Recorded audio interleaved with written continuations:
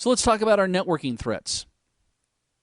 When it comes to networking threats, some of our issues include sniffing and eavesdropping.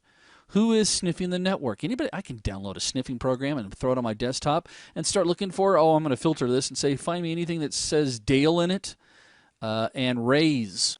And maybe I'm going to modify that email so I add an extra digit or two to that email.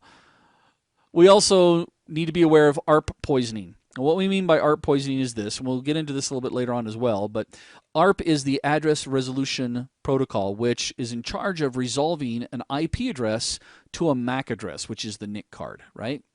Well, if I can ARP poison you, and typically you are aware of a default gateway so that you can go out on the internet. But if I can ARP poison and change the MAC address that your computer thinks is the router or the default gateway, instead being my machine, I'm going to route you right through my machine, and then I'll go ahead and send it to the default gateway and get you out to the internet. But I'm going to also capture information as you type it in or as the traffic passes through. We also have issues with denial of service attacks.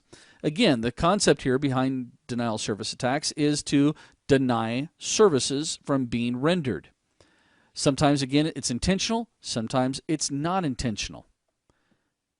We also have spoofing, or pretending to be somebody that you're really not.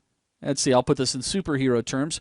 Superman pretends to be Clark Kent. I know, you thought I was going to go the other way around, didn't you? Actually, Superman is Superman. He has to pretend to be human, not like Batman and Bruce Wayne. Bruce Wayne has to pretend to be Batman, somebody he's not. Actually, I guess I get into a philosophical debate on that one. But spoofing is where I send information, packets, or emails, or anything across the network, but make it look like it came from another machine or another person. All these create threats for us that we have to be aware of.